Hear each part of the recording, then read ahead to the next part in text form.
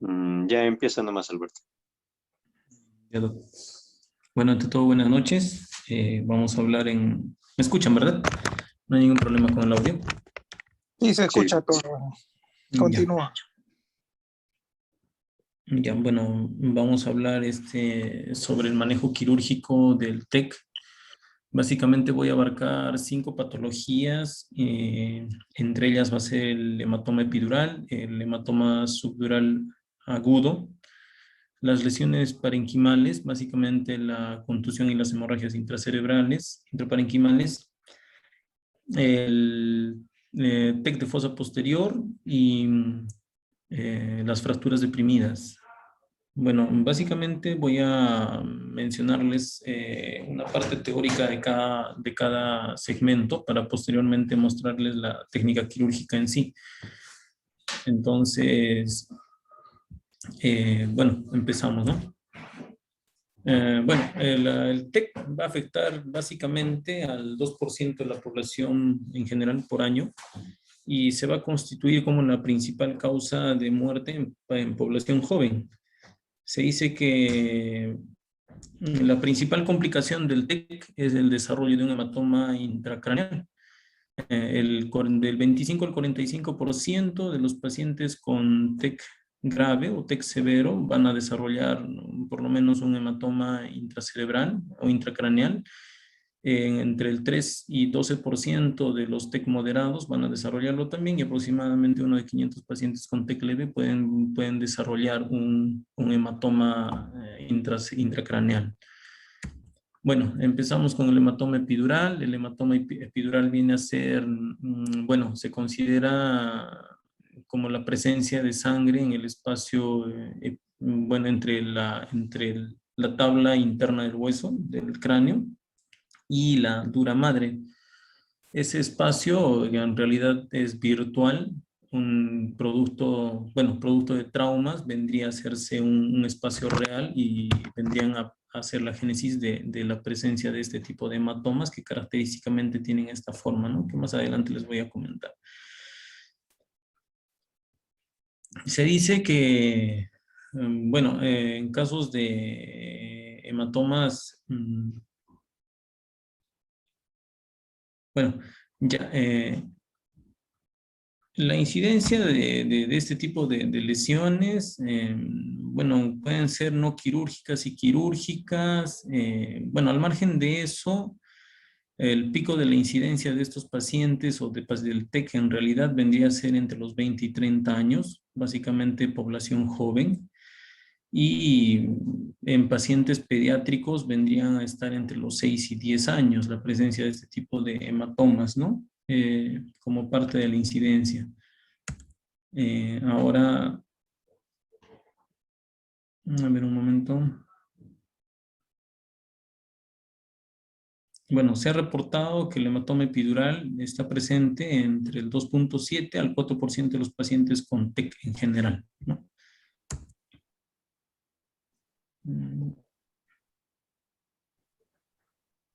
recuerda que son 45 minutos Sí, máximo, una hora de cierto. exposición, Alberto.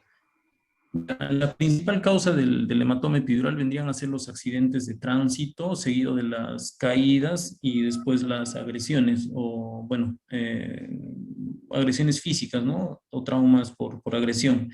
Con este porcentaje, 53%, 30% y 8% respectivamente. En los pacientes pediátricos, la principal causa vendría a ser las caídas, alcanzando un 49%, seguido de los accidentes de tráfico.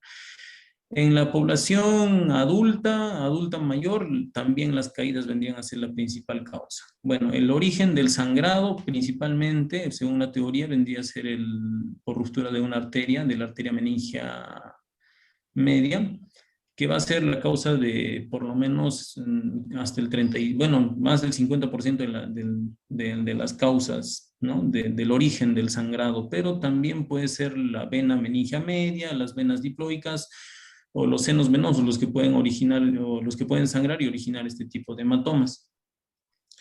Ya, frecuentemente la localización más común de los hematomas epidurales vendrían a ser en el lóbulo temporal o temporoparietal y más comúnmente en el lado derecho que en el lado izquierdo. Bueno, un tema, Un dato curioso, ¿no? La presentación clínica de este tipo de hematomas, bueno, en el 56% de los casos, los pacientes ingresan en coma. La clásica descripción de un periodo de lucidez al inicio no, posterior al trauma, inmediatamente posterior al trauma, se va a presentar en 47% de casos, ¿ya? Entre el 12 al 42% de los pacientes están inconscientes hasta antes de la cirugía, ¿no? Las anomalías pupilares también están presentes hasta en el 44%. Y bueno, hay un 27% de los pacientes que se encuentran neurológicamente intactos. Otro tipo de síntomas vendrían a ser los déficits focales, la extensión claro, la extensión de cerebración y entre otras, ¿no? Las convulsiones, básicamente en niños, hay que tener en cuenta que las convulsiones nos estarían indicando de la presencia de este tipo de lesiones. Ahora, algunos datos sobre determinantes del resultado de este tipo de pacientes con estas lesiones. Bueno, la edad y el Glasgow vendrían a ser algunos determinantes. Básicamente, cuando el Glasgow es inferior a 8 puntos, es bastante, bueno, nos estaría indicando de un peor pronóstico, ¿no? Pacientes con mayor edad también estarían implicados en un curso de peor pronóstico, un curso malo, ¿no? En el transcurso de la enfermedad. La dilatación pupilar también son determinantes, por ejemplo, la midriasis bilateral, se asocian a una mortalidad de hasta 50%. Ahora, la midriasis contralateral al hematoma indican que también indica o nos da a conocer un mayor porcentaje de mortalidad. ¿Ya? Otras lesiones pueden ser las contusiones cerebrales, por ejemplo, se pueden acompañar también, o el edema cerebral difuso, y entre otras, ¿no? La fractura craneal se asocia hasta en un 95% de los casos. Ahora, la presión intracerebral se define como el aumento de la presión sobre los 15 milímetros de mercurio y se va a encontrar en el 67% de casos y va a ser uno de los determinantes para decidir una cirugía, ¿no?, de emergencia. Bueno, la decisión para que un paciente con un hematoma epidural entre a sala básicamente va a estar establecida en el resultado del Glasgow, el examen pupilar y las comorbilidades, ¿no? Y en los hallazgos tomográficos. También mencionan la edad como un indicador de cirugía y la presión intracraneal básicamente. El deterioro neurológico se considera como un factor importante que va a influenciar en la decisión quirúrgica. A ver, ya, las principales indicaciones de cirugía en el hematoma epidural vendrían a ser un Glasgow menor a 8 asociado a anisocoria. Este tipo de pacientes entrarían inmediatamente a cirugía. Ahora, un hematoma con un volumen mayor a 30 centímetros cúbicos, o si el hematoma es menor a este volumen, bueno, si está asociado a un espesor mayor de 15 milímetros, una desviación de línea media mayor de 5 milímetros, un Glasgow menor a 8, o déficit focal. Ahora, otros parámetros, otros indicadores también sería la obturación de las cisternas basales, ¿no? Y el deterioro neurológico, básicamente, serían los principales indicadores de que un paciente entre a la evacuación de un hematoma epidural. La técnica quirúrgica básicamente, bueno, empieza con esto, con el posicionamiento del paciente. Como clásicamente el hematoma se ubica en la región temporoparietal o temporal, vamos a posicionar al paciente como se ve en la imagen, ¿no? Ligeramente lateralizado, con un ángulo aproximado de 45 grados, apoyados con un rodete en el dorso y con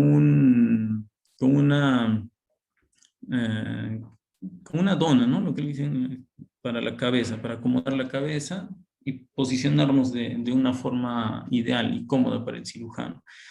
Característicamente en la bibliografía que voy a mostrarles se ve o ponen como ejemplo este tipo de incisión, ¿no? La incisión en signo de interrogante en la mayoría de sus ejemplos gráficos, pero la presencia o la ubicación del hematoma epidural sería el que va a indicar cómo va a ser la incisión. No necesariamente tiene que ser esta, ¿no? Dependiendo de que si es más frontal, más parietal o más temporal, puede variar el tipo de incisión. Para empezar, la incisión inicial se hace mediante un bisturí, un corte frío, seguido del electrocauterio monopolar, para ir llegando a planos más profundos, ¿no? Con el electrocauterio es que se va a llegar hasta el plano óseo, hasta encima, bueno, hasta el plano óseo, obviamente sin lesionar el plano muscular, o sea, el músculo temporal. Acá vemos estos clips o las grapas que utilizan para hacer hemostasia con los bordes libres, pero nosotros básicamente lo hacemos mediante el uso del bipolar o el monopolar, ¿no? Durante el mismo corte en sí. Este es un gráfico en un paciente. Vemos que la incisión en signo de interrogante lo toman también como un ejemplo, que va a ser básicamente 1 centímetro delante del trago y va a subir hasta 1 centímetro aproximadamente encima de la oreja para dirigirse hacia posterior, hasta 4 centímetros aproximadamente, para luego girar un ángulo y irse sobre la línea media hasta la raíz del cabello, ¿no? Hasta la emergencia del cabello, hasta esta parte. Como ejemplo, ¿no? Posteriormente se va a desprender, desinsertar el músculo temporal mediante el uso de los disectores, ¿no? Podemos separar el músculo temporal del hueso y luego lo fijamos mediante anzuelos junto con el flap para descubrir toda la zona que vamos a hacer la craneotomía. Bueno, en este ejemplo bueno, en estos gráficos toman como ejemplos estos, ¿no? Los puntos donde van a hacer el burr está el keyhole, el hueso temporal hacia atrás sobre la porción o sobre la parte superior de la mastoides para luego dirigirse hacia la línea media, pero no necesariamente, o no sobre la línea media en sí, sino a 1 o 2 centímetros, ¿no? Y es como se hace una craneotomía. Bueno, como les digo, este es un ejemplo, ¿no? No necesariamente tiene que ser así el abordaje de un hematoma epidural, pero de esa forma se hacen las craneotomías. Para realizar el corte utilizamos un disector de Penfield. Obviamente antes de eso utilizamos las pinzas Kerrison o las curetas para ampliar los burr hole y hacer espacio para que pueda entrar la cuchilla de craneotomía y liberar o hacer el corte sin lesionar la dura madre. Posteriormente, mediante el apoyo de un elevador de plaqueta, vamos a desprender la plaqueta ósea y con ayuda de un disector Penfield vamos a desprender la plaqueta de la dura para no lastimarla, ¿no? Y es así como se va a exponer la zona del hematoma epidural. Posteriormente se remueve el hematoma mediante con succión, con irrigación y con el apoyo del disector, o puede utilizarse alguna cureta o curetas para remover el coágulo, ¿no? Una vez removido el coágulo, lo que prosigue es a realizar el cierre. Obviamente, antes de hacer el cierre, la dura madre tiene que fijarse mediante puntos dandy con la plaqueta, con los bordes óseos, para no dejar espacio para una nueva formación de un hematoma epidural. Lo mismo se hacen con los dandy centrales, ¿no? Se hacen 2 puntos centrales para tensionar o para traccionar la dura hacia la plaqueta, hacia la plaqueta que se ha removido en el momento de reubicarlo, ¿no? Y es así como disminuimos la incidencia o la reincidencia de un hematoma epidural después de una cirugía. Posteriormente, la plaqueta ósea se fija mediante, en nuestro caso, con puntos de nylon, de seda, perdón, 2 ceros para fijarla, ¿no? Con los bordes que anteriormente se han hecho, pero aquí en el ejemplo vemos que se pueden utilizar también placas y tornillos para fijar esa plaqueta ósea. ¿Podemos dejar un dren? Sí, se puede dejar un dren en el lecho quirúrgico para evitar la nueva formación, o para, si es que se forma o si es que hay algún rezago de sangrado, evacuar ese sangrado mediante el drenaje, ¿no? Posteriormente, el cierre del defecto en piel. Bueno, así se vendría a ser básicamente el hematoma, a evacuar el hematoma epidural. Ahora, en cuanto al manejo del hematoma subdural agudo, empezamos definiendo que el hematoma subdural agudo es aquel que se presenta 3 días posterior al desarrollo o a la producción del TEC. Posterior a eso ya consideramos que el hematoma es subagudo y después de 3 semanas como un hematoma subdural crónico. Bueno, el hematoma subdural básicamente es la colección de sangre entre la dura madre y la aracnoides o la capa apical del cerebro, ¿no? Este espacio también es virtual y se hace real cuando los traumas producen un sangrado a este nivel. Y bueno, básicamente, ¿de dónde va a venir el sangrado? Aquí es a través de las venas de drenaje que van a estar conectadas de la superficie del cerebro, de la superficie pial, hacia los senos venosos, menciona en la bibliografía. Y es así que se rompen estos vasitos por el TEC y se va a producir el sangrado en este espacio. Se va a producir aproximadamente en el 11% de los pacientes con trauma craneal. El mecanismo de producción, como ya les he mencionado, o mejor dicho, también, al igual que los hematomas epidurales, vendrían a ser los accidentes de tránsito la principal causa en pacientes en pacientes más viejos o mayores, vendrían a ser las caídas los responsables del desarrollo de ese tipo de hematomas. Hay que tener en cuenta que los pacientes de mayor edad son los más afectados de este tipo de hematomas. ¿Ya? A diferencia del hematoma epidural que es en pacientes más jóvenes, ¿no? A ver. La presentación clínica, básicamente el 80% de los pacientes con hematoma subdural bueno, van a llegar al hospital o van a llegar a una emergencia con un Glasgow menor a 8. La bibliografía también menciona un periodo, un intervalo de lucidez que se va a presentar hasta el 38% de los pacientes, esto en el momento del ingreso al hospital, ¿no? Posteriormente puede haber algún deterioro neurológico o trastorno de conciencia, bueno, eso ya sería posterior, pero también lo describen, ¿no? Las anomalías pupilares, hasta el 50% de los pacientes que van a ingresar en la admisión de una emergencia de cirugía. Lesiones que se pueden asociar, la más frecuente es la hemorragia subaracnoidea traumática. Hasta el 25% de los pacientes desarrollan este tipo de lesión asociada, ¿no? Y hasta un 14% de los pacientes pueden cursar con el desarrollo de un hematoma epidural concomitante. Los parámetros tomográficos que nos van a ayudar a determinar si un hematoma epidural, de un hematoma subdural es quirúrgico o no, básicamente son estos. Si encontramos un espesor del hematoma mayor de 10 milímetros, si encontramos que desvía la línea media más de 5 milímetros, o si el hematoma tiene un espesor menor de 10 y una desviación de línea media menor a 5 milímetros, pero asociados a deterioro neurológico, ¿no? El deterioro neurológico vendría a estar dado por una disminución de la escala de Glasgow de 2 puntos, asimetría pupilar, las pupilas fijas y dilatadas, y bueno, el aumento de la presión intracraneal.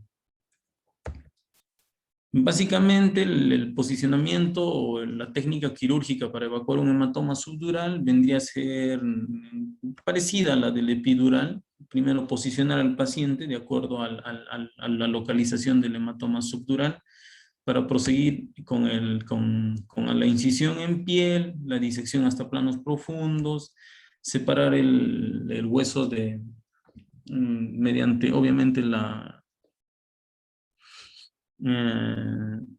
separar el pericráneo del cráneo y posteriormente realizar los orificios de los Burkholz para ubicar el hematoma epidural. El abordaje básicamente sería similar, ¿no? La técnica, solo que en el caso de un hematoma subdural, lo que proseguiría a lo que ya se ha descrito con anterioridad sería la apertura dural. En el caso de hematomas subdurales parietales o temporoparietales, la durotomía se realizaría en forma de C con una base hacia temporal o hacia anterior para preservar la irrigación. Obviamente esta durotomía se va a...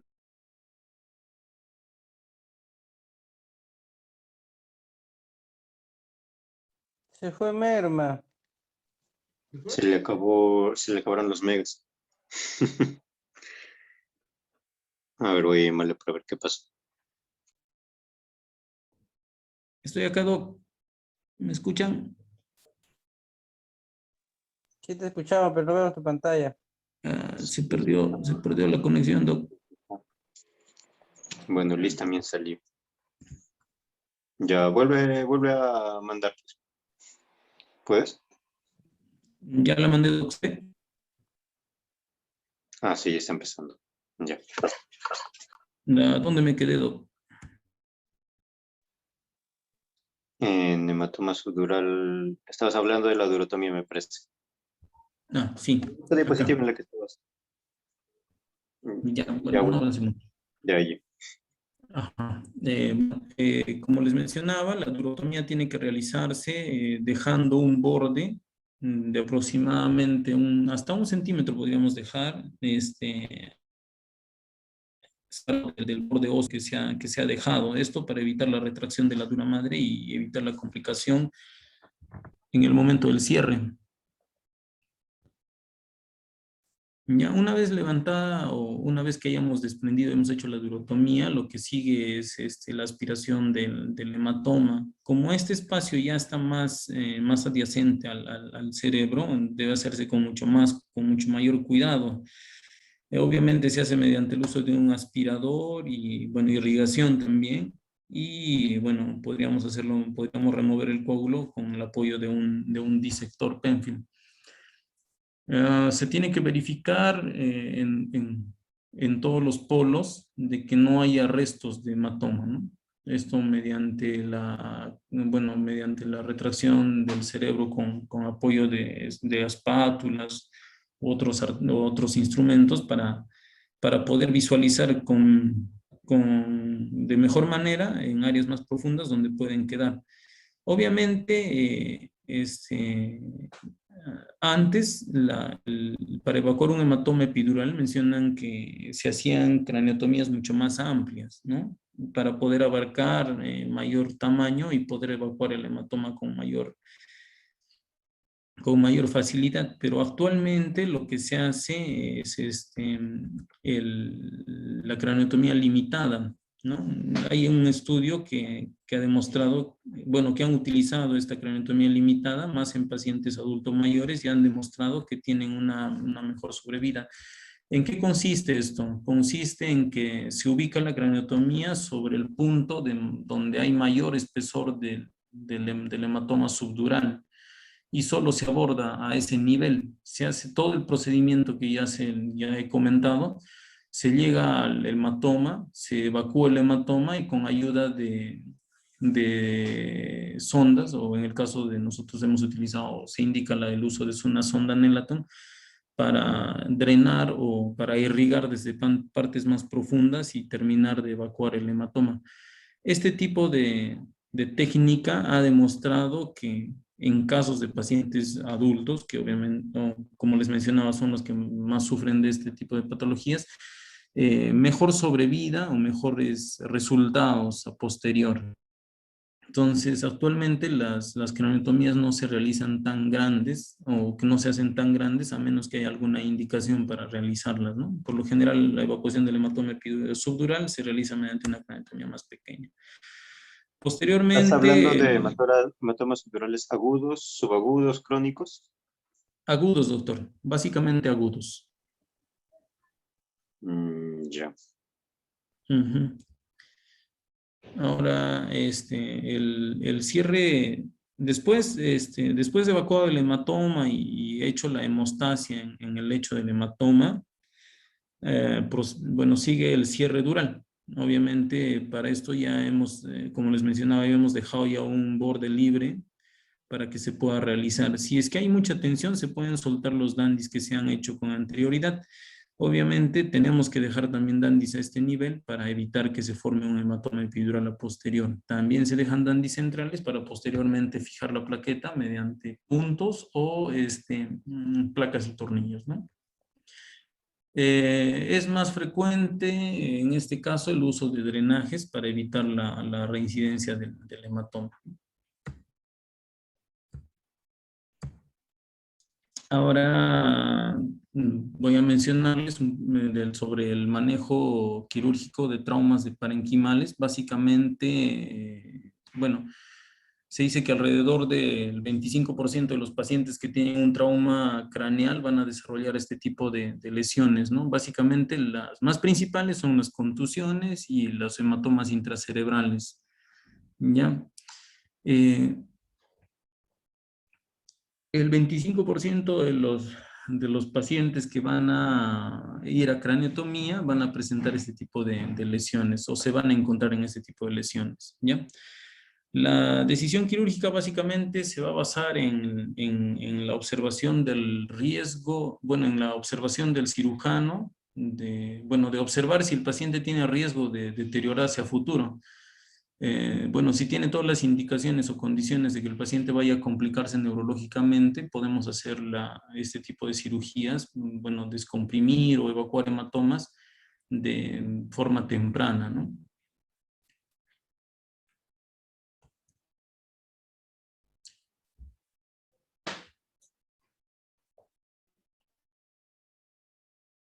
Bueno, básicamente la mayoría de este tipo de lesiones, tanto hematomas o contusiones, se van a dar en el lóbulo temporal o en el lóbulo frontal. Y básicamente es porque esta zona del cerebro va a sufrir más lesiones por contragolpe, ¿no? En casos de traumatismos. Ahora, en caso de los hematomas, usualmente se van a localizar en ganglios basales y se van a asociar significativamente con lesiones del parénquima, ¿no? No se ha demostrado, no hay una evidencia clara para el uso o para el manejo quirúrgico de este tipo de lesiones. Este tipo de lesiones se pueden manejar de forma conservadora, con tratamiento médico, antiedema y otro tipo de manejos para evitar que la presión intracraneal aumente, pero a veces es necesario que tengamos que evacuar este tipo o que tengamos que tratar mediante cirugía este tipo de lesiones. Básicamente, ¿cuándo se tratan? Cuando vemos que hay signos de que está habiendo una progresión del tamaño o del aumento del hematoma epidural, ¿no? ¿Cómo vemos esto? Cuando hay deterioro clínico progresivo o vemos en controles tomográficos.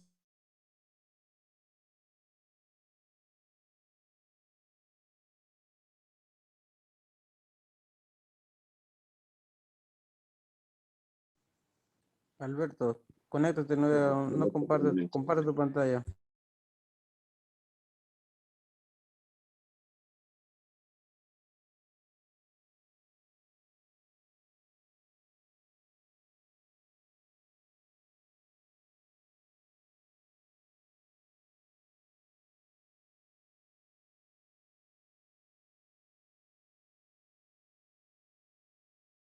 No se te escucha, Alberto.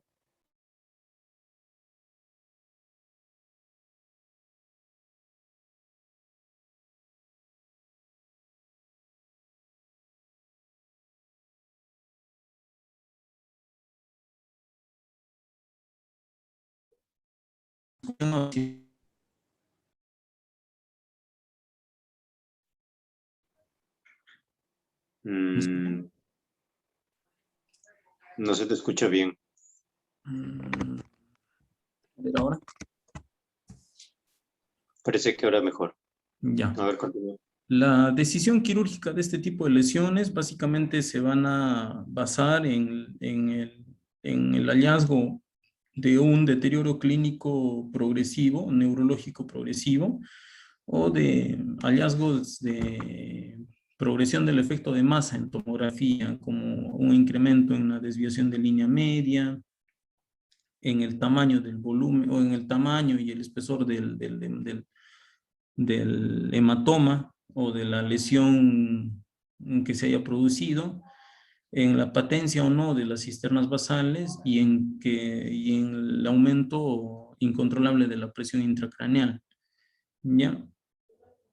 Básicamente, bueno, se dice que el 25% de los pacientes con deterioro clínico radiológico se van a presentar entre los 2 y 3 días después de la lesión. Es por eso que se indica un control tomográfico al tercer día del trauma, básicamente para mejorar la sensibilidad de la tomografía y poder encontrar lesiones o patologías o bueno, traumas que requieran manejo quirúrgico.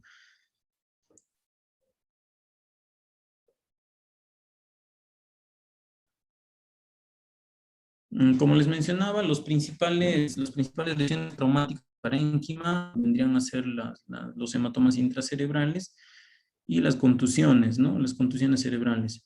Los hematomas intracerebrales, si es que tienen indicación quirúrgica, básicamente se realizarían mediante una clásica craniotomía y evacuación del hematoma. Pero las contusiones cerebrales que se acompañan de edema perilesional con otras indicaciones más, se va a indicar la craniotomía descompresiva o la hemicraniotomía descompresiva. Básicamente, ¿qué tipo de contusión cerebral tienen indicación quirúrgica? Cuando la lesión o la contusión es en el lóbulo frontal o temporal y tienen un volumen mayor de 20 centímetros cúbicos asociados a otros hallazgos como un Glasgow bajo, entre 6 y 8 o menor a 8, una desviación de la línea media mayor de 5 milímetros, compresión de las cisternas basales. Ahora, las lesiones que tengan un volumen mayor de 50 centímetros cúbicos tienen indicación quirúrgica sin necesidad de presentar otra asociación.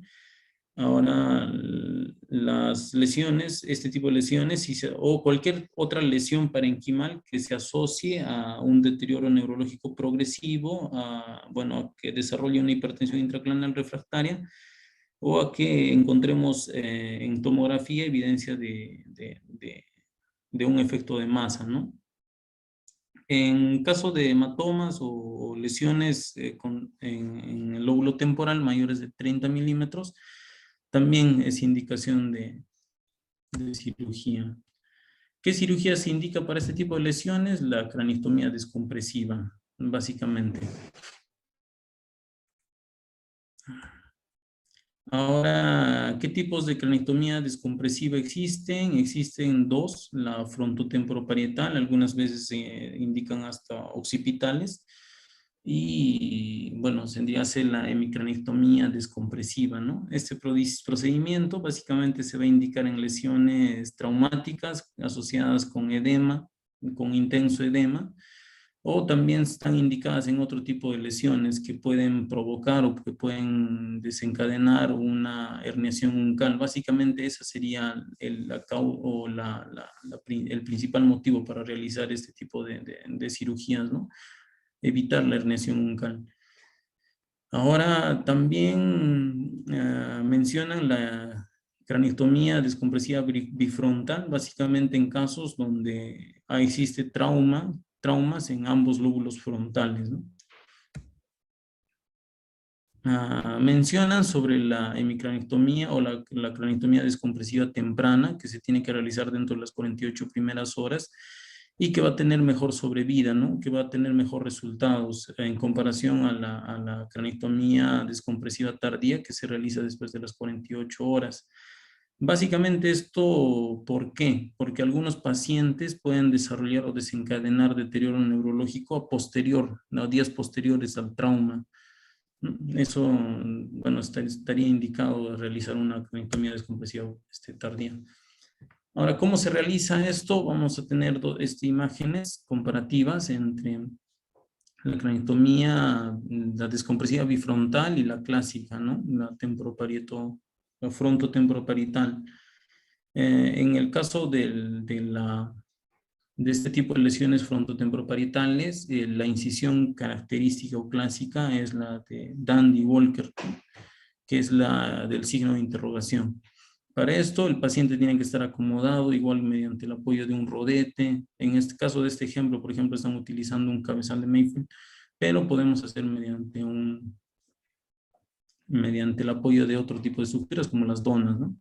Aquí, en el caso de la bifrontal, la incisión que se realiza es la bicoronal, básicamente o específicamente sobre la sutura coronal se hace la incisión. para posteriormente realizar la incisión en piel, ya con técnicas antes descritas. Ahora, para este tipo de lesiones es importante preservar el periósteo, ¿no? Que va a ser el principal componente en este tipo de cirugías que nos van a ayudar a reparar la dura o hacer duroplastías para cubrir el defecto una vez terminada la cirugía. Ahora, ¿cómo se realiza los Burkhold en este tipo de lesiones? Aquí sí es bien específico, son los puntos. El primer punto se realiza sobre el keyhole en el caso de las contusiones o descompresivos frontotemporoparitales. Después el siguiente Burkhold se realiza sobre la escama del temporal. El siguiente se realiza sobre la parte superior de la apófisis mastoides, tratando de evitar el área neumatizada de la mastoides. Los siguientes Burkhold se realizan cerca de la línea media, 1 o 2 centímetros, hasta 2 centímetros para mayor seguridad, para evitar la lesión del seno longitudinal superior. Y bueno, posteriormente se realiza la craniotomía mediante una cuchilla de corte, ¿no? El tamaño básicamente va a variar hacia posterior más que hacia anterior, porque el punto fijo hacia anterior es el keyhole. Desde ahí puede extenderse hacia posterior entre 12 y 15 centímetros, algunas bibliografías mencionan hasta 16 centímetros de largo, y de ancho básicamente sería desde la base de la fosa media, desde la base de la fosa temporal, hasta 1 o 2 centímetros de la línea media, ¿no? Eso varía dependiendo de la anatomía de cada paciente.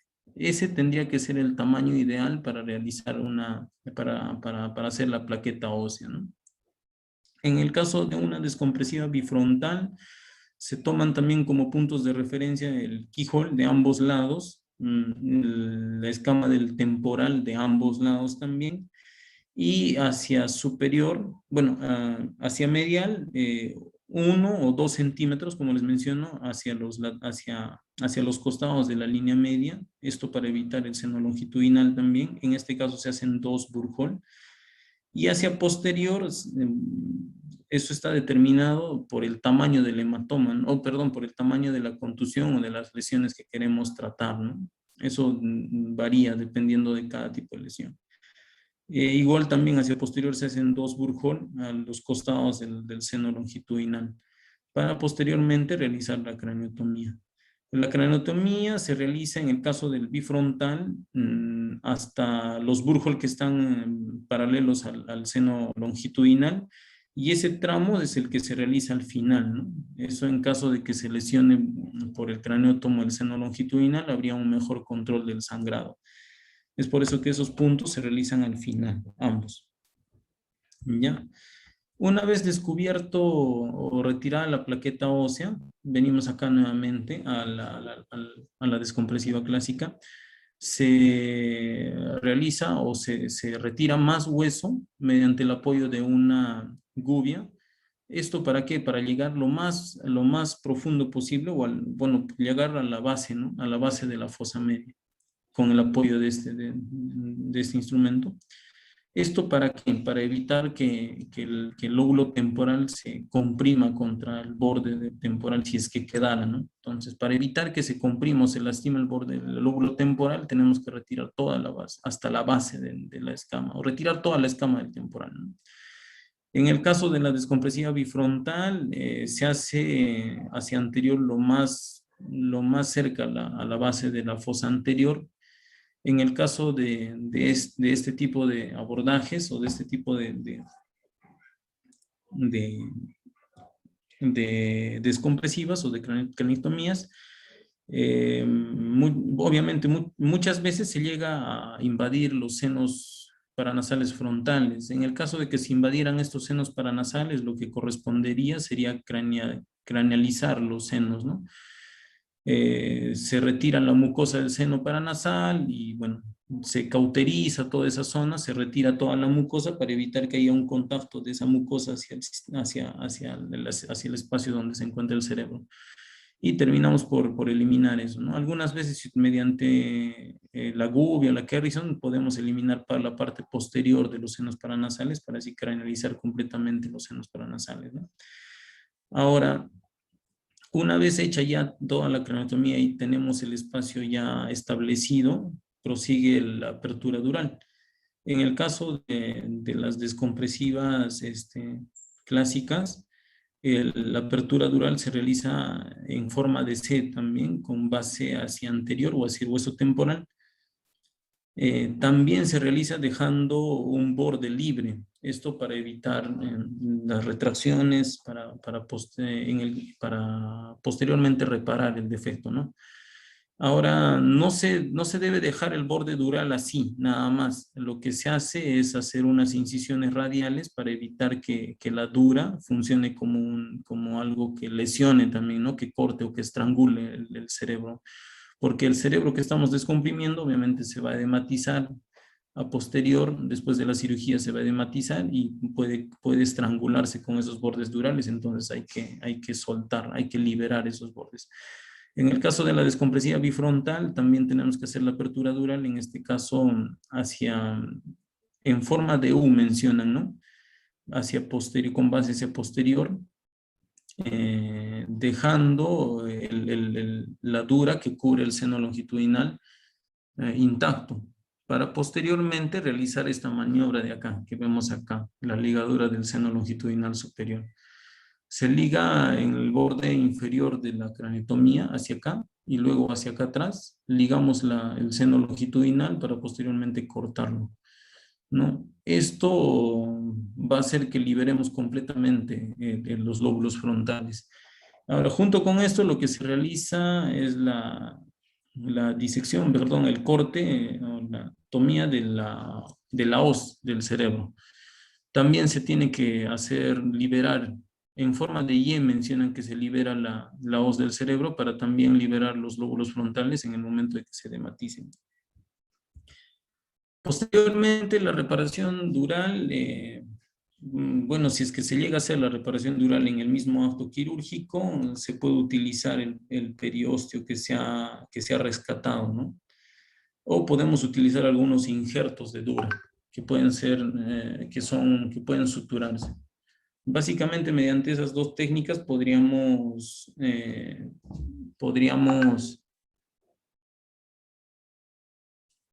reparar el defecto para posteriormente reposicionar el músculo y luego el flap y posteriormente cerrarle el defecto.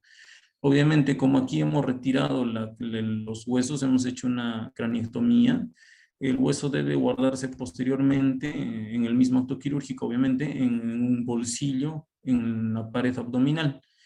La pared abdominal se diseca, se hace una incisión transversa, paramedial, y se diseca hasta llegar a la superficie de los músculos abdominales, ¿no? De la prensa abdominal. Ahí se hace un bolsillo lo suficientemente grande para que quepa, para que entre la plaqueta ósea y posteriormente se cierra. Algo que tenemos que considerar es que para guardar la plaqueta ósea tenemos que quitarle los bordes cortantes, ¿no? Porque esos bordes cortantes pueden provocar lesiones que sangren y posteriormente provocar hematomas o colecciones en el sitio donde se ha guardado el hueso y perder el hueso. Tenemos que evitar eso. Ya. Ahora vamos a hablar sobre el manejo quirúrgico de los TEC de fosa posterior. Obviamente este tipo de lesiones son un poco menos frecuentes, pero se presentan. Y básicamente el hematoma epidural es el representante con mayor frecuencia de este tipo de lesiones o de lesiones en fosa posterior. Dicen que hasta el 12.9 de traumas de fosa posterior vienen a desarrollar o desarrollan un hematoma epidural. Los hematomas subdurales son con menor frecuencia, hasta 2.5% de frecuencia de incidencia mencionan el desarrollo. Y 1.7% el desarrollo de un hematoma intraparenquimal en cerebelo. Vendrían a ser las principales patologías que van a ubicarse en este tipo en esta zona, ¿no? Debido a al poco espacio que contamos en la fosa posterior, el deterioro neurológico secundario a la producción de un TEC puede desarrollarse de forma rápida. Entonces la decisión quirúrgica tiene que ser también rápida, porque al comprimirse estructuras vitales en la fosa posterior, pues va a haber mayor potencial de resultados adversos, ¿no? En este tipo de lesiones.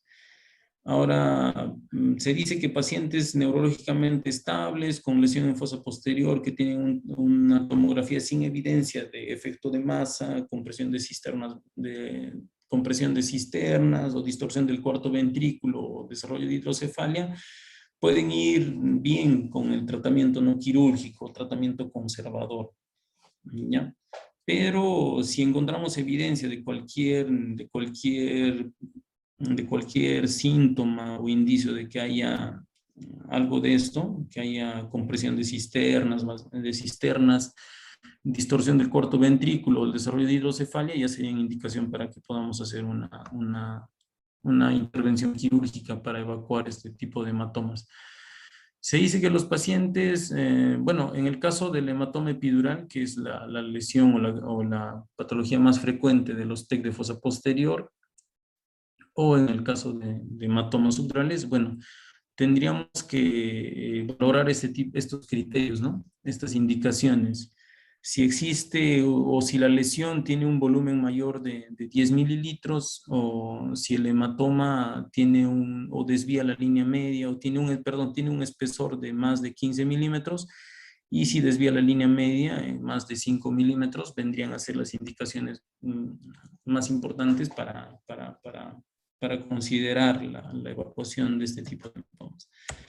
La técnica básicamente consiste en, primero, ubicar el hematoma, si es que está en algún lado, derecho o izquierdo.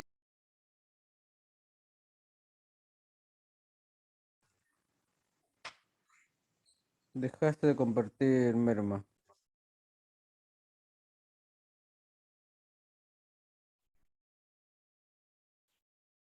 Ya, si es que lo que se va a hacer es una descompresión de fosa posterior, el paciente se acomodaría completamente boca abajo, ¿no?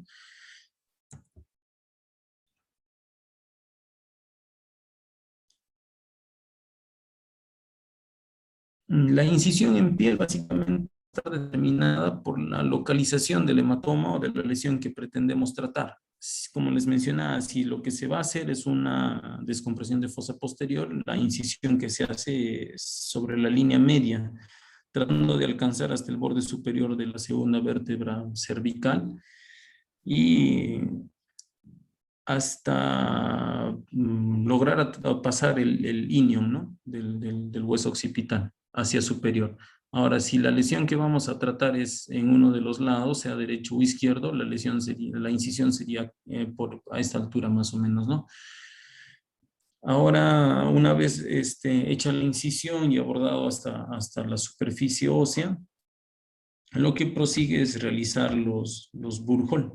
En el caso de que sea solo en un lado, el Burjol se realiza a 1 centímetro aproximadamente debajo del inium y 1 centímetro hacia el costado del lado que se va a evacuar. Por lo general, para evacuar este tipo de hematomas o este tipo de lesiones en fosa posterior, se realizan solo 2 Burjol y la craniotomía se realiza alrededor de esto, ¿no? de estas 2 estructuras. Si es que se hace una descompresiva, el Burjol se realiza a ambos lados de la línea media, 4 Burjol en total, y se hace la craniotomía alrededor de todas esas, bueno, sobre esos Burjol, ¿no? Una vez expuesta la dura, se prosigue a retirar a ampliar la craniotomía mediante el uso de una gubia para alcanzar los bordes adecuados y posteriormente, en el caso de un hematoma epidural, evacuar. La evacuación del hematoma epidural es igual que un hematoma epidural en otra parte del cráneo, básicamente succión, lavado, irrigación y remoción mediante el apoyo de una disección. Y si es que el hematoma es subdural, la apertura dural que se realiza, en este caso, por ejemplo, sería en forma de una semiluna, ¿no? Si es que se va a hacer si es que el hematoma subdural es más amplio, la durotomía se hace en forma de Y. Ahora, ¿cómo el hematoma subdural se evacúa de la misma forma que ya antes se ha mencionado, mediante irrigación y aspiración y el uso del disector, ¿no? Obviamente con bastante cuidado. Ahora, algo que hay que tener en consideración en este tipo de lesiones es que van a producir colapso del cuarto ventrículo y obstrucción del sistema ventricular. Y estos pacientes van a desarrollar hidrocefalia. Entonces, para evitar eso, colocamos una ventriculostomía o colocamos un derivador externo, ya que la injuria es temporal. Entonces, posteriormente, una vez resuelta la injuria o cese el edema y todo eso, se va a volver a permeabilizar el sistema y el líquido cefalorraquídeo va a continuar su recorrido. Entonces, hasta que eso pase, lo que hacemos es dejar una ventriculostomía en este punto, ¿no? Que es el punto de Fraisier. Ya, la duroplastía se realiza mediante el apoyo de periósteo. Podemos utilizar periósteo o de injertos, ¿no? Podemos utilizar injertos para efectos. Ahora, en caso de las fracturas deprimidas, si la fractura deprimida o si la fractura es lineal y no hay asociado a alguna otra evidencia de otra patología como el desarrollo de hematomas, lo que es el tratamiento es conservador. Ahora, ¿en qué casos podemos tratar quirúrgicamente una fractura simple, con trazo simple, en el caso de que haya depresión de uno de los bordes de la fractura, ¿no? Si el borde es mayor o si la depresión es mayor al espesor de la calota sana, es una indicación para que podamos hacer la cirugía, ¿no? Ahora, para beneficios estéticos también se indica la cirugía. Ahora, para disminuir la incidencia del desarrollo de epilepsia postraumática también es una indicación. Y para reducir la persistencia del déficit neurológico, si es que lo hubiese, también vendría a ser una indicación. Ahora, en caso de que las fracturas sean deprimidas y con minuta o con fragmentos, se dice que este tipo de fracturas vendrían a ser las de mayor frecuencia. Hasta el 90% de los pacientes con fracturas van a venir con este tipo de lesiones y se van a asociar con bastante frecuencia a infecciones, ¿no? Hasta el 10%, a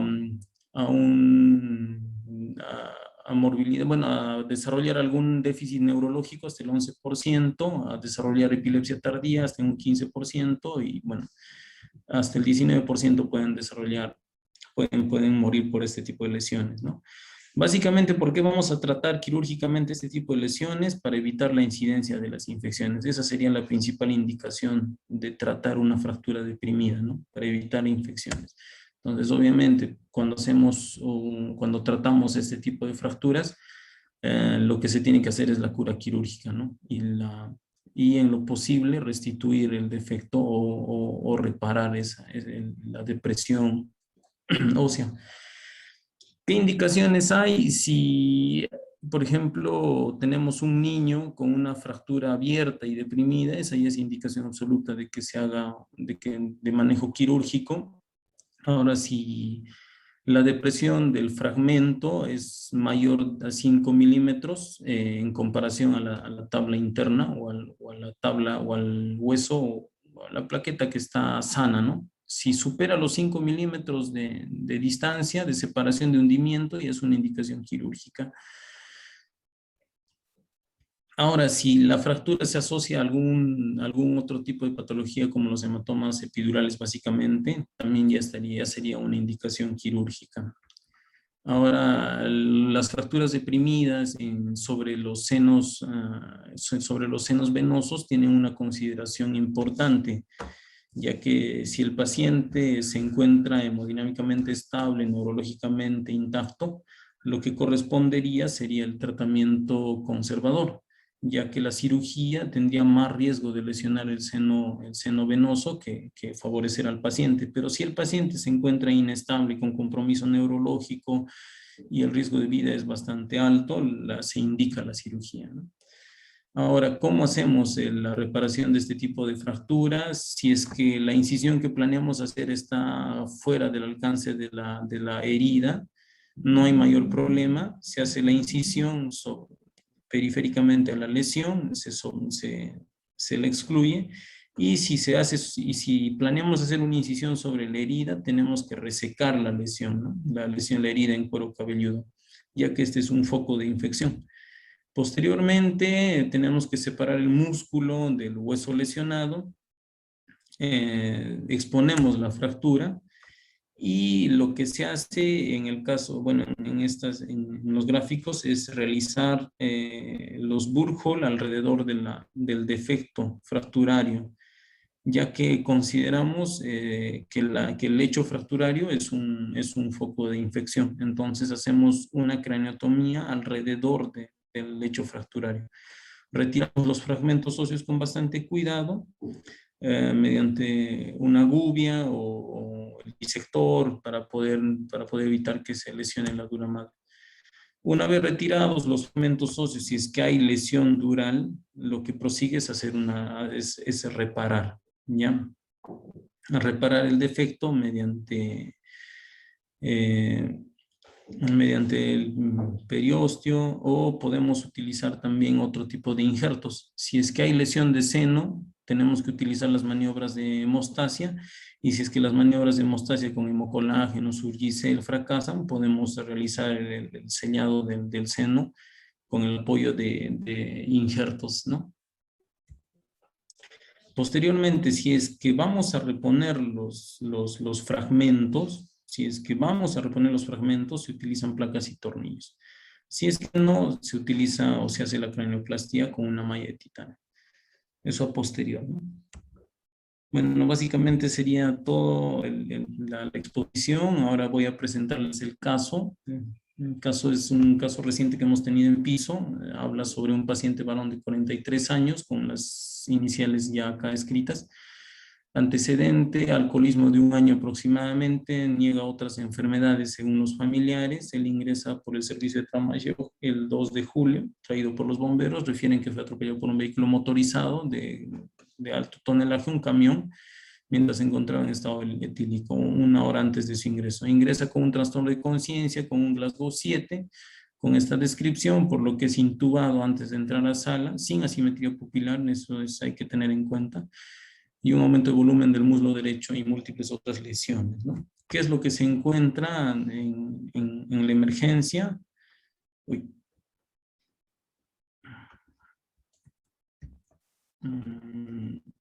Estos eran videos. Ahora.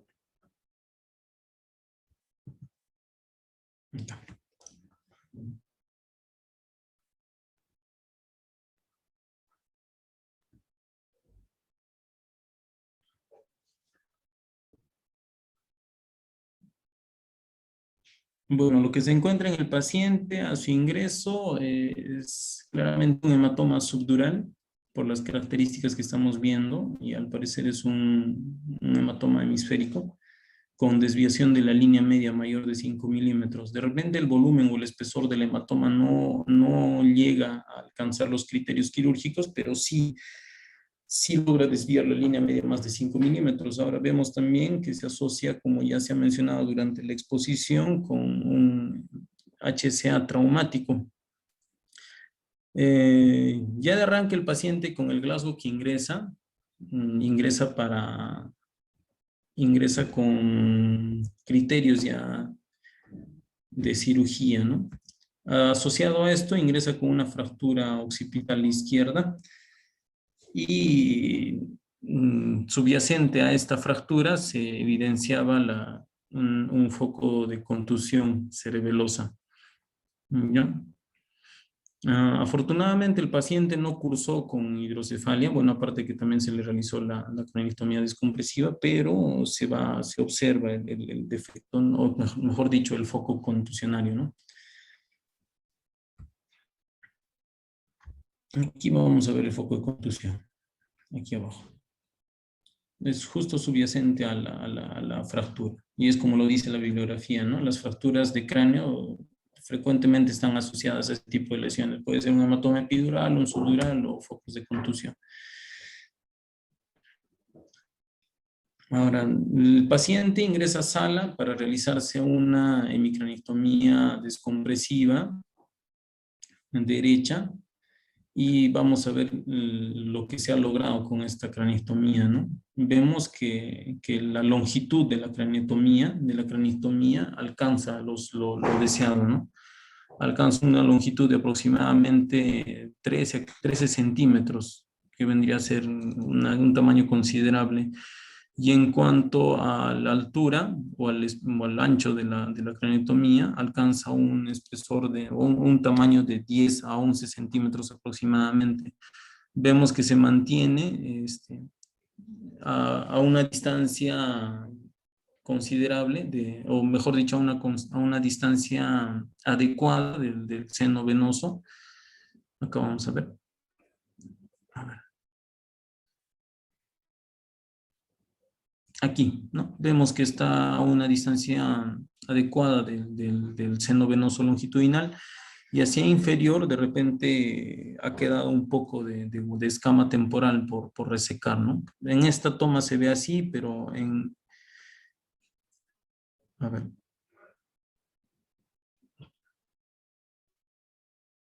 En esta parte de la imagen hay una incidencia donde sí se ve que alcanza la base del temporal.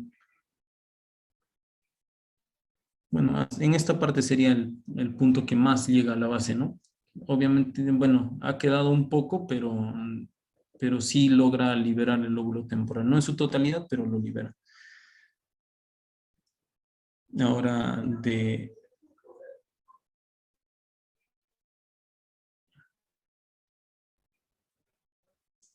y se lograron los objetivos en este paciente, ¿no? Se logró descomprimir al paciente, el paciente posteriormente cursó con mejoría del nivel de conciencia, siendo transferido a otro servicio ya con un Glasgow de 14, ¿no? Ingresando con un Glasgow 7. Cursó con una colección subcutánea, pero no fue mayor contratiempo y fue dado de alta de forma exitosa este paciente.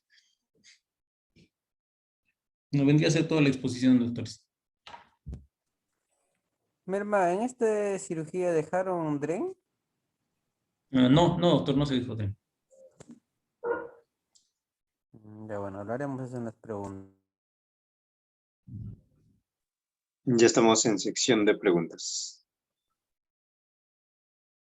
Primero vamos a hablar por partes, ya vamos a hablar de tres. Primero hablamos con el epidural, pues, ¿no? Entonces, pues, uno de los sangrados asociados a un epidural es el subdural agudo, pues, ¿no? En el intraoperatorio, ¿cómo te das cuenta que hay un subdural agudo en un epidural? ¿Me has escuchado? Sí, doctor. Bueno, Ya. el subdural se ve, doctor. Una vez hecha o sea, a ¿Cuáles son los través de la. signos que signos, pues, que de evidencia que tienes que abrir la dura madre, ¿no? En la tomografía, que muchas veces sacas el epidural como hace un efecto de masa sobre el cerebro, eh, puede haber una contusión que no se está viendo en un inicio en la tomografía, pero cuando ya sacas el hematoma epidural, ya hay espacio, ¿no? Entonces se puede llenar un subdural agudo. Mi pregunta es cómo tú te puedes dar cuenta antes que cierres, repongas el hueso, todo, que no hay subdural. Mm, Bueno, el cambio de coloración podría ser un indicador, doctor, porque el sangrado va a cambiar lo que se ve debajo de la dura, ¿no? La dura obviamente no es translúcida, pero sí permite ver el cerebro subyacente, o por lo menos no cambia de color, ¿no? Si vemos una coloración azulada debajo de la dura, podría ser indicativo de que hay un hematoma subdural. Claro, ¿no? Entonces, si ves, sí, lo que dices es cierto. Si ves el hematoma, la dura un poco más oscura, y sobre todo está tenso, ves que está tenso, abres la dura madre y evacúas el hematoma. Algunas veces no se ve, si ves muy tenso, recomiendan abrir la dura madre para verificar que no hay un hematoma subdural y así al paciente evitar una segunda cirugía, ¿no? ¿Alguna pregunta en epidural? Buenas Sí, noches. Sí, Juan, No, sigue Juan. Después yo digo. Sí. ya bueno, puedes regresar a la diapositiva donde hablaste de las indicaciones, Alberto. Ahí pones una bibliografía, que bueno, que es la que usualmente utilizamos, pero me parece que o interpretaste mal o copiaste mal las indicaciones porque regresa para revisarlo en todo caso. Ya, doctor.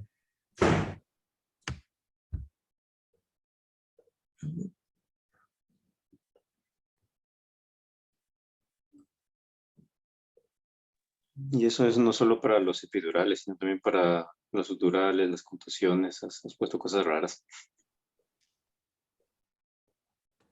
¿Puedes poner tus diapositivas? Sí, sí, doctor. Mm, mm, Ya.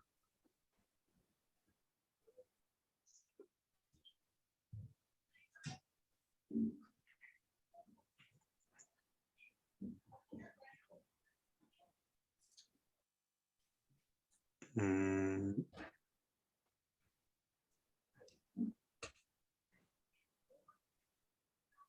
¿Se ve, doctor? ya, ya no, ahí sí está bien. A ver, para hematoma intraparenquimal.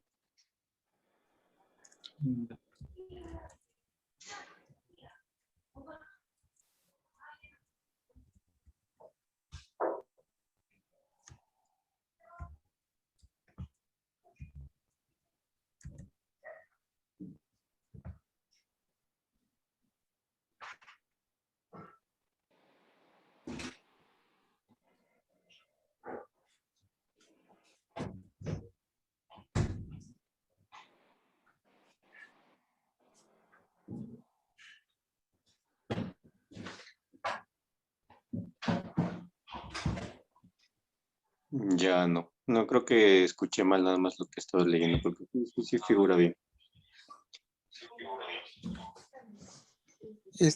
Buenas noches. Al- Alberto,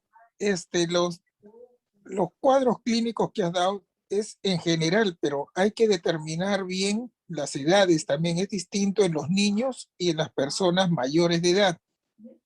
Esos rangos que das de escalas. Hay pacientes mayores de edad que casi no tienen muchos síntomas y como tienen un espacio en el cráneo para poder seguir llenándose, ya sea en epidural, subdural o contusiones, eso hay que tomarlo bastante en cuenta, no hay que estar al pie de la letra lo que estás poniendo también ahí, ¿no? Eso va para todos. Lo otro es, en el cuadro clínico siempre el paciente puede estar despierto, siempre hay un espacio lúcido en los hematomas epidurales. Entonces, eso también hay que tener en cuenta.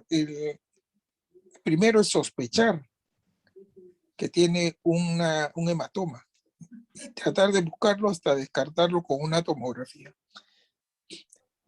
Ahora, nosotros estamos acostumbrados a diagnosticar estas lesiones, pero los operamos después de varias horas, 8, 10, 12 horas.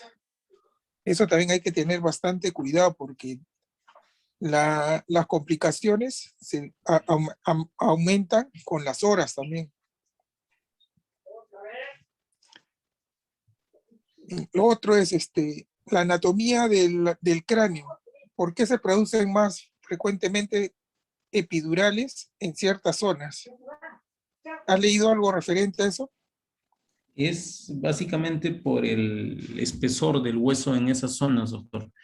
Es más vulnerable a que se pueda producir una fractura. Y como hemos visto, las fracturas están fuertemente asociadas al desarrollo de hematomas epidurales por desgarros de arterias o venas. Entonces, en la zona temporoparietal, que es la zona donde el cráneo es más delgado, pues estaría propensa a desarrollar este tipo de hematomas, ¿no? Sí, hay lo que se llaman los arbotantes. Los arbotantes en el cráneo es la zona donde están las suturas. Generalmente son las zonas de mayor resistencia. También la dura madre. También van más adheridas al cráneo en ciertas zonas, sobre todo en esta zona de los arbotantes.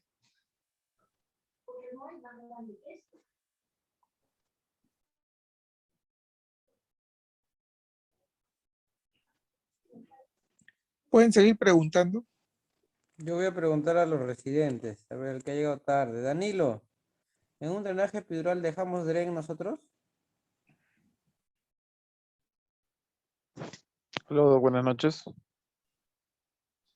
Aló, Doc, ¿me escuchan? Sí. Sí, sí, continúa.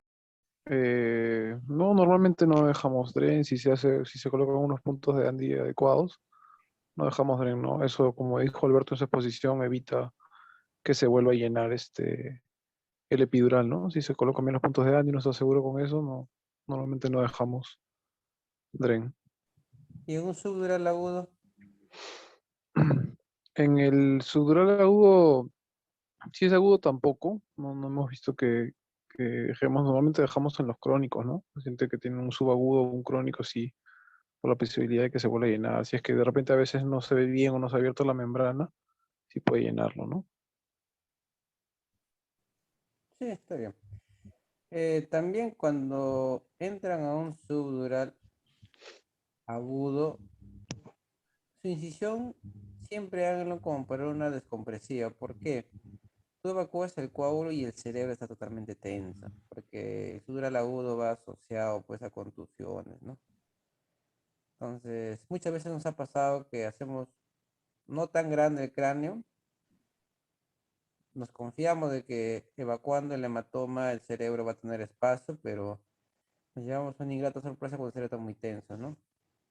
Y ampliamos la herida, ampliamos al final la craniotomía para hacer una descompresiva. La recomendación es un sutural aguda, una herida extensa, y si vemos que el cerebro está muy edematizado, solo ampliamos hacia el cráneo, ¿no? A ver, yo le quiero preguntar a Jason. Jason, ¿qué nos dice el estudio del Crash 2? Hola, buenas noches, doctor. El estudio Crash 2, si más no recuerdo, tenía que ver con el uso de ácido tranexámico.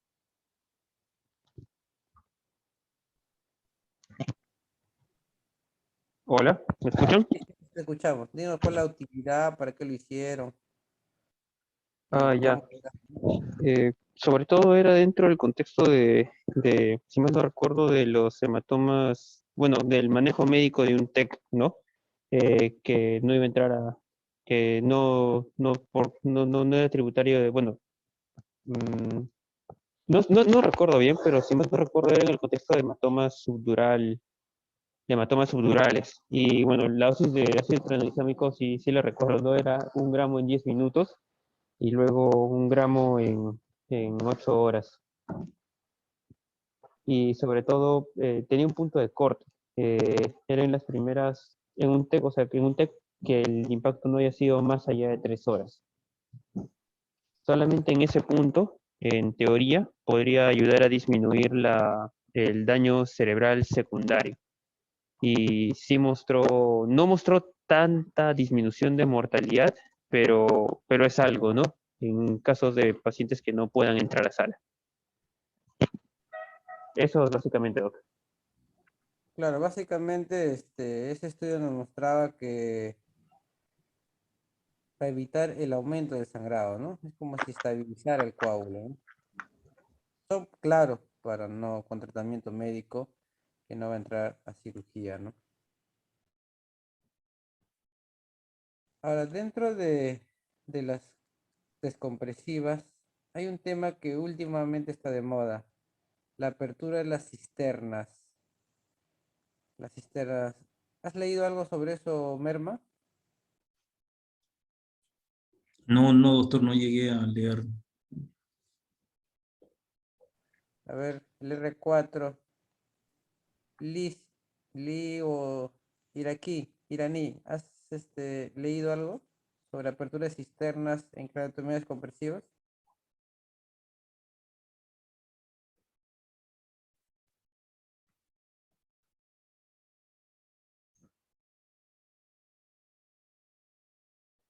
Parece que iraní está dormida. Juan, ¿tú has leído algo sobre la apertura de cisternas en las craniotomías compresivas? Se refiere a una cirugía de disecar las cisternas de la base. Claro, en craniotomías compresivas. No, no. Bueno, dentro de las últimas recomendaciones dicen que tenemos que abrir las cisternas, ¿no? Porque se ha visto que hay mejoría comparado que no. Se abre generalmente las cisternas como una la cisterna óptico carotidio o las cisternas eh, interópticas, las cisternas basales. Sería bueno que investiguen y sí están recomendando abrir las cisternas en craniotomías compresivas. Otro que no lo explicaste bien, como esto es un tema quirúrgico. Merma, a ver, vuélvenos a hablar cómo se cranealiza. Ya, bueno, a ver. Lo que pasa es, doctor, que cuando hacemos una descompresiva bifrontal, hay el riesgo de que nosotros expongamos el seno paranasal frontal, ya, ya que la craniotomía tiene que ser bastante baja, ¿no? Entonces, si nosotros llegamos a alcanzar el seno paranasal, lo que tenemos que hacer es retirar la mucosa del seno. Lo podemos hacer mediante curetaje o podemos utilizar el electrocauterio, el bipolar, y quemamos toda la mucosa, o sea, es desvitalizar la mucosa, dejar solo hueso. Y la salida de los senos paranasales podríamos obturarlo mediante el uso de músculo o alguna músculo básicamente, o periósteo, y se llenan esos orificios para cerrar, para terminar bueno, de cerrar la comunicación que hay con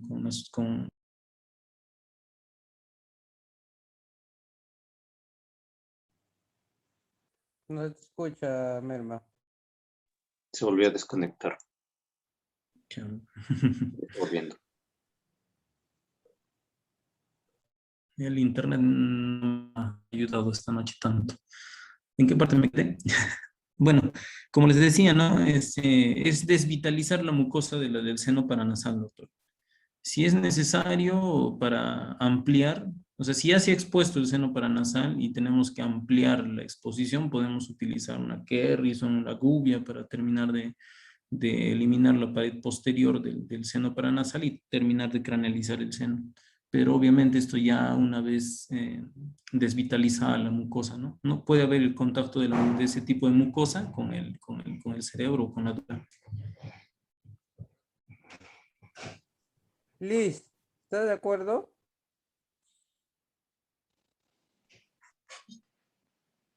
Sí, doctor, así lo dijo bien. O también usamos el término de cranectomizar, ¿no? La parte del seno frontal. Sí, podemos obliterar con un músculo o algún tipo de injerto. También usamos músculo y cera de hueso para cerrar parte del seno frontal. Juan, ¿qué le falta? ¿Estás de acuerdo con todo lo que han dicho? Bueno, también se puede agregar hacer un lavado con una solución yodada. Claro, se lava antes, bueno, porque todo lo que han dicho está bien, pero antes de hacer todo tienes que lavar, pues, el seno paranasal porque tiene una flora, ¿no? Y esa flora se va a meter, actividad hecho descompresiva. Se va a meter y va a ser un absceso, una infección. Es más, el instrumental que vas a utilizar para cranealizar, lo vas a separar. Una vez lavado con yodo, solución, quemas todo la mucosa para evitar luego que se forma mucocele. Luego de quemar todo de la mucosa, sacas la pared posterior. Y al final obliteras con cera de hueso el conducto nasal, del paranasal, del seno, para que no haya salida de líquido, de sangre, ¿no? Por la nariz. Tienen que ser así, ¿ah? Tienen que saber Bien, crenalizar, porque muy bien, luego, Jensen. Eso es lo que se hace al final. Tapar el agujero, porque si no sigue habiendo una comunicación con las fosas nasales, con el cabo nasal.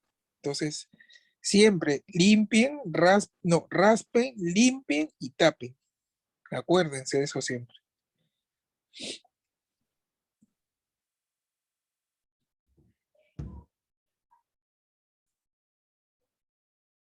a ver, y otro que tienen que saber es cómo se liga el seno frontal longitudinal, el seno longitudinal superior, Merma. Bueno, lo que... a ver. Bueno, se hace con un punto de sutura, doctor, con seda. Lo que ¿Cómo? se ¿Cuál es hace, la técnica? bueno, es atravesar de lado a lado el seno, básicamente, doctor, ¿no? La técnica en sí no la he podido revisar, pero lo que menciona es, obviamente, los lóbulos frontales mediante, con el apoyo de espátulas, colocar un punto de que no, bueno, un punto de sutura, doctor, que envuelva el seno y, bueno, ligarlo, ¿no? Lo más bajo posible y hacia arriba todo lo que se necesite. Y después se corta simplemente. O sea, no hay mayor repercusión en el estado del paciente. Danilo, ¿estás de acuerdo?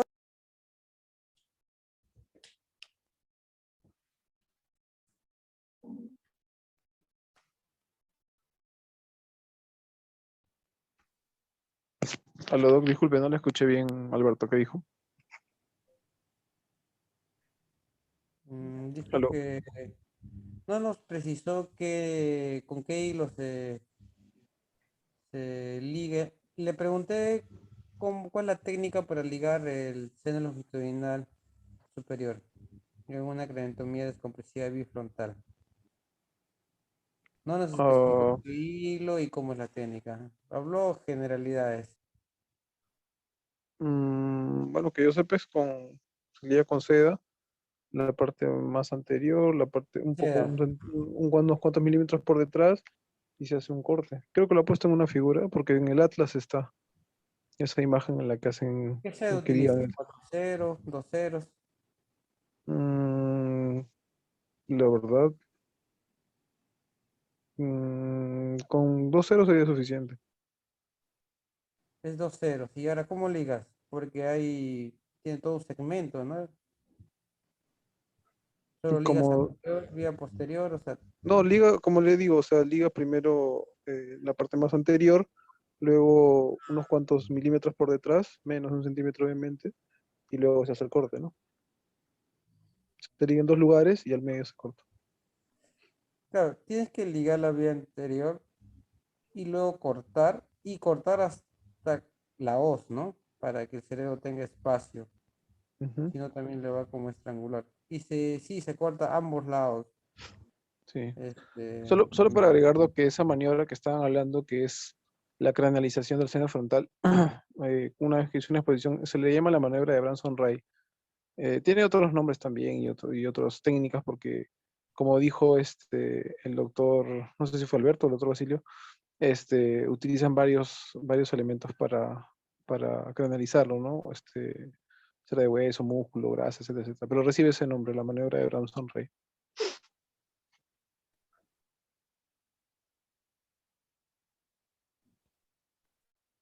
Otra pregunta, y cuando se rompe el seno, cómo pueden hacer cohibir el sangrado de un seno, de seno longitudinal?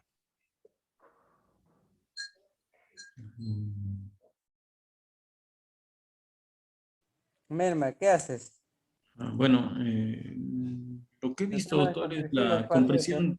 compresión digital, doctor, inicial. ¿no? Comprimes con el dedo, posteriormente puedes colocar un hemostático, puedes colocar el hemocolágeno.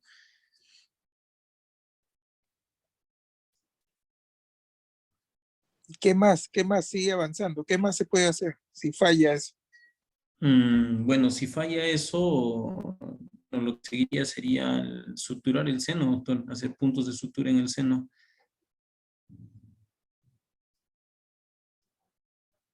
¿Has visto hacer a alguien eso de ponerle punto al seno? Bueno, no he visto en el hospital. Lo que he visto es en alguna ocasión que he visto que se ha roto el seno, se ha colocado primero el dedo, después de un momento se colocó el hemostático y con el hemostático se dio.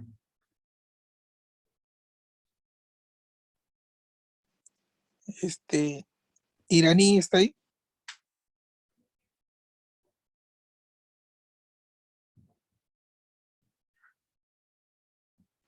Bueno, Danilo.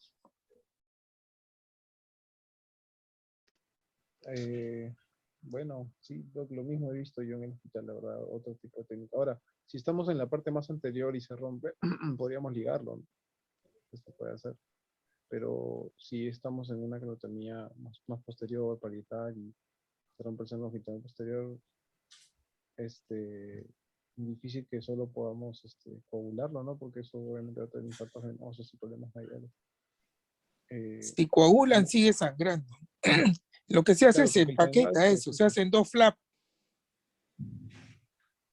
Se recorta la dura madre lateralmente y se invierte hacia la zona que está sangrando y se cubre con hemocolágeno o surgicel y se cose al otro lado. Incluso puedes reforzarlo haciendo otro flap del otro lado a la inversa. Creo que también eso está igualito en el Néter, también se ve esas maniobras, están dibujadas esas maniobras. Y sí da resultado.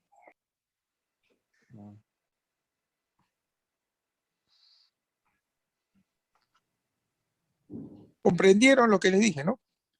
Sí, doctor. Y sí, doctor.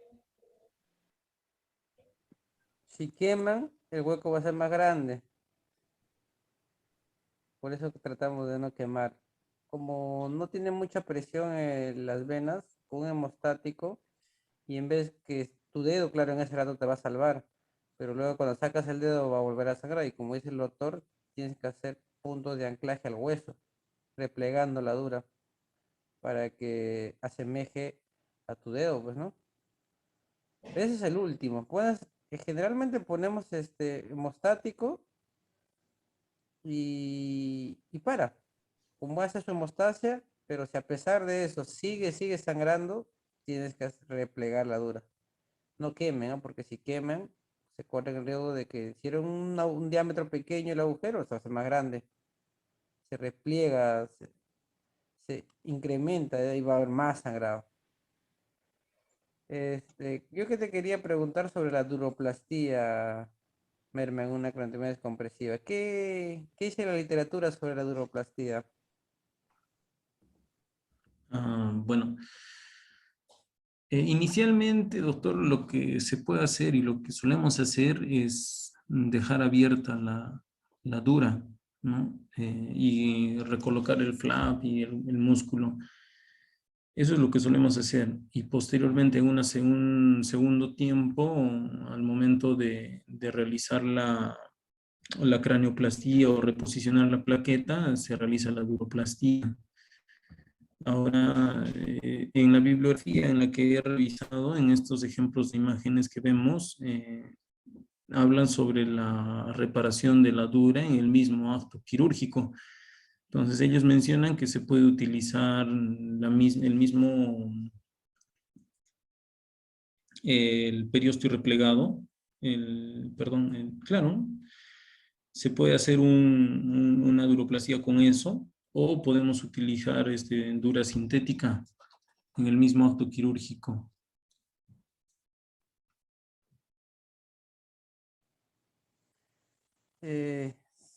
Sí, pero no digas periósteo, pericráneo utilizamos. Pericráneo, perdón, sí, pericráneo, no encontraba el término, se me había olvidado. Disculpe, doctor.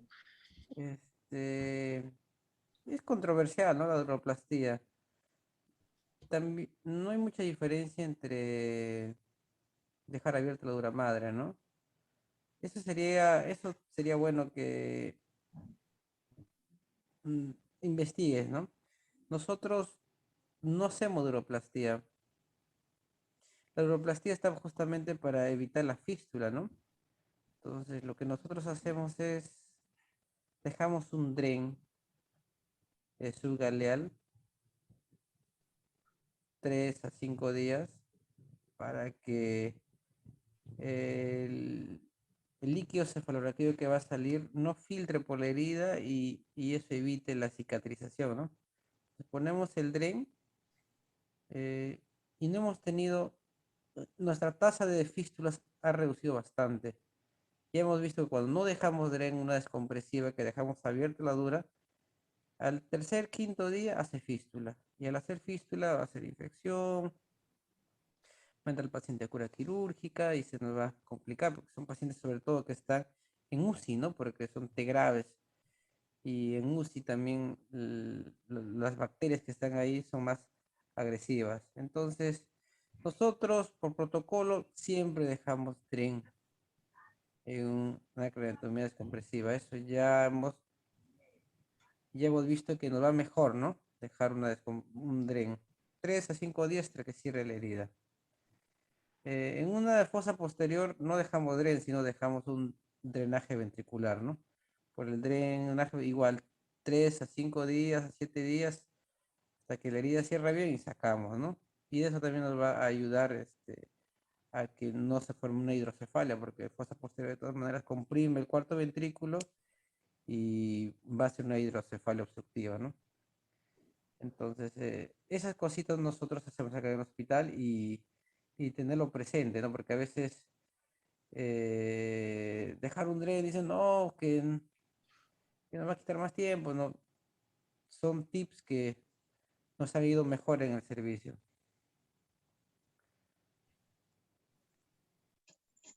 Sobre eso, doctor, bueno, ciertamente a este nivel, bueno, para este tema en particular, no hay muchos estudios en realidad y los pocos que hay tienen tan poca población que, bueno, algunos pueden encontrar utilidad, otros no, y al final no hay una conclusión contundente, ¿no? Eh, por ejemplo, lo de la duroplastía, lo que acabo de mencionar, hubo un casito, curiosamente, solamente para mencionarlo, ¿no? Que se le hizo duroplastía, fue con el doctor Hermosa, se le hizo duroplastía y además se le colocó dren.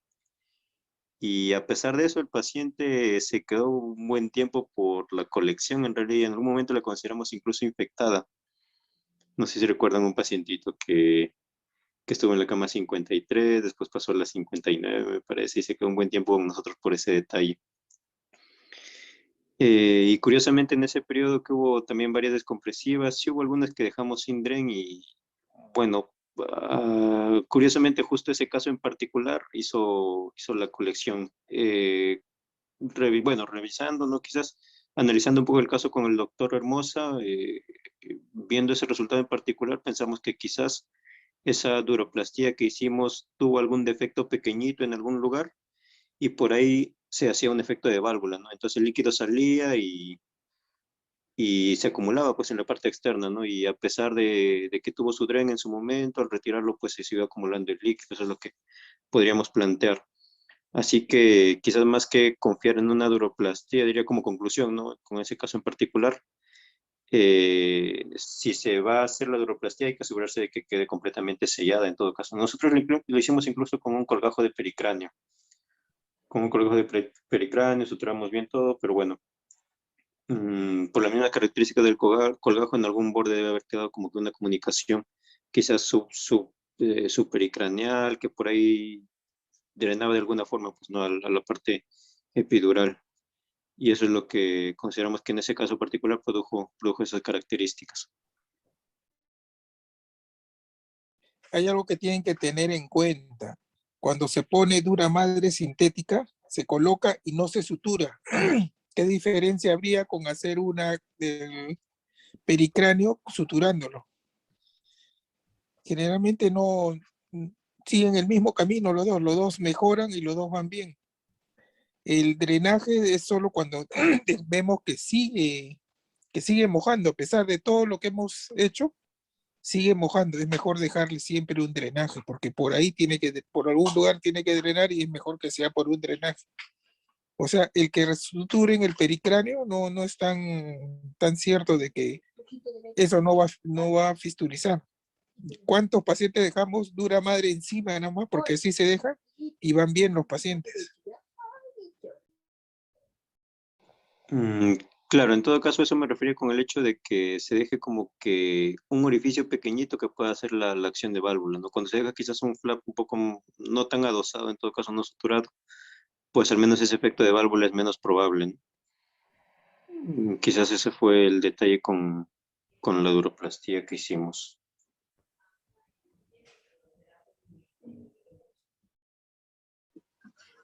Doctor, buen día, doctor Félix. Hay una duda que tengo sobre las craniotomías compresivas bilaterales. Bueno, hasta ahorita yo no he visto, pero no sé si en su experiencia lo han hecho. No sé qué nos pueden comentar de eso.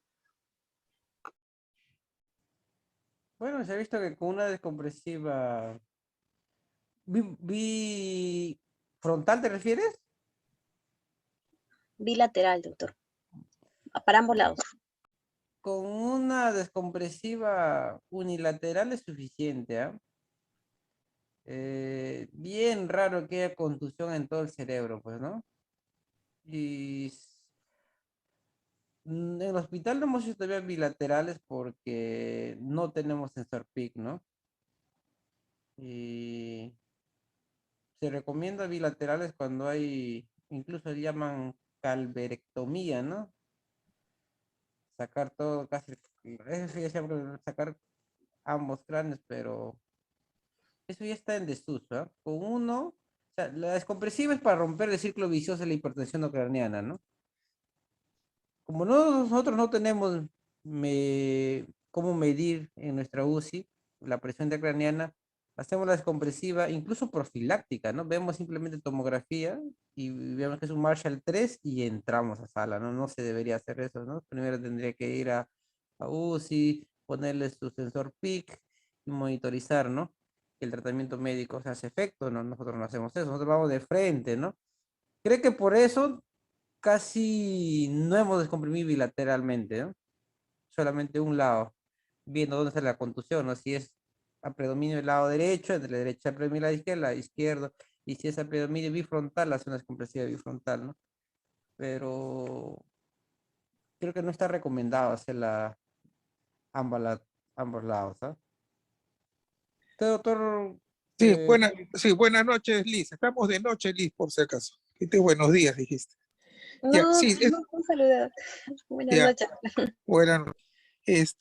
Sí, son para casos muy extremos y a veces anecdóticos. Incluso ha habido reportes de pacientes que le han hecho bilateral y bueno, y han mejorado realmente, ¿no? Pero son para casos muy extremos. Lo que sí se recomienda más que nada es para un solo lado, ¿no? Que es lo que hay más trabajo, más estudios, pero bilateral son muy raros. Incluso los reportes son muy escasos también, ¿no? Y no hemos hecho en el hospital tampoco, no hemos llegado a tener, a pesar de tener bilateral las lesiones, solo hemos hecho de un lado nada más. Y como ya se abre y mejora la presión, ahí nomás se deja y se sigue manejando, ¿no? Sí, doctor, justamente mi duda era porque, bueno, aclarando, dije doctor, buen día, que no es como saludar, sino por el apellido del doctor. Lo dije, hubo casos de un paciente en el que hicimos craniotomía descompresiva de un solo lado, pero creo que era tanta la tensión en el cerebro que incluso vimos salir masa encefálica por los puntos de sutura, teniendo ya una craniotomía descompresiva, ¿no? Y ahí era mi duda, o sea, ¿cuándo hacer una craniotomía descompresiva bilateral? Bueno, en ese caso nosotros nos guiamos solamente por imágenes, por tomografía. Claro, si tuviéramos un sensor PIC, porque nos ayudaría bastante a determinar una hipertensión endocriniana refractaria, ¿no? Sobre todo dice la bibliografía que está indicado en pacientes jóvenes con hipertensión endocraniana refractaria a pesar de tener una craniotomía descompresiva previa, ¿no? Básicamente, pero nosotros no tenemos pues ese sensor PIC. Nada Lo más. que tiene que tener presente siempre es el tamaño de la descompresiva. Si es muy pequeña, de hecho, no va a tener muy buena función,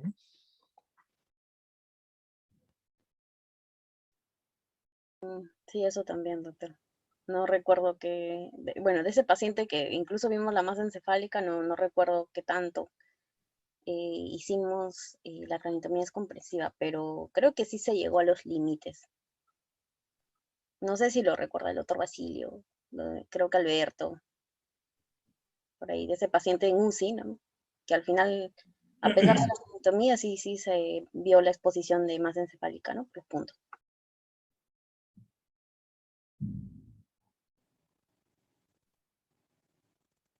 Para cerrar, Merma, ¿cuáles son los objetivos quirúrgicos en una craniotomía descompresiva?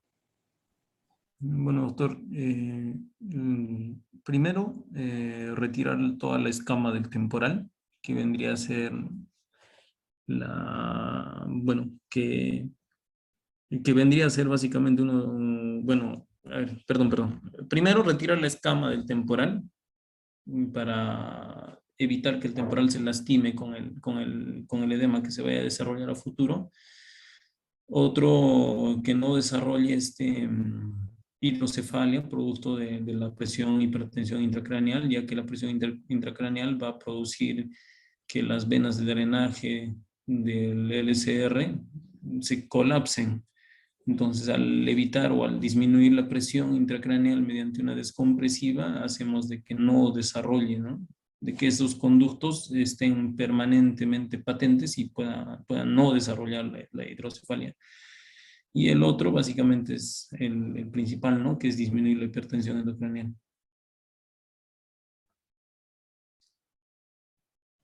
Quirúrgico, como te dije, es sobre los objetivos en una cirugía. Los objetivos es el tamaño, de Claro, el 12, tamaño de 12 hasta 12, 15, hasta 16. 16 centímetros, ¿cierto? El otro es, claro, como has dicho, llegar hasta la base, hasta a la altura del arco cigomático, o sea, llevarnos todo el escama del temporal. Y tercero, no irnos muy a línea media. Va a sangrar tu paciente, la cirugía te va a complicar. Segundo, si te vas muy línea media, va a ser hidrocefalia. Entonces, por eso evitamos, el límite es 2 centímetros de la línea media, como máximo. Más allá te va a sangrar y te va a hacer hidrocefalia. Muchas veces hemos visto, ¿no? Que después estamos poniendo DBPs. Pero ya que recordemos que la absorción de líquido cefalorraquídeo se da en los senos, o en los cuerpos de Pachoni que están adyacentes al seno superior. Entonces, pegarnos mucha línea media, alteramos esa absorción de líquido cefalorraquídeo. Por eso es que tú haces hidrocefalia, estamos poniendo DBP. Entonces, evitar, tomar esos puntos en consideración para evitarles cirugías a los pacientes con sus complicaciones, ¿no?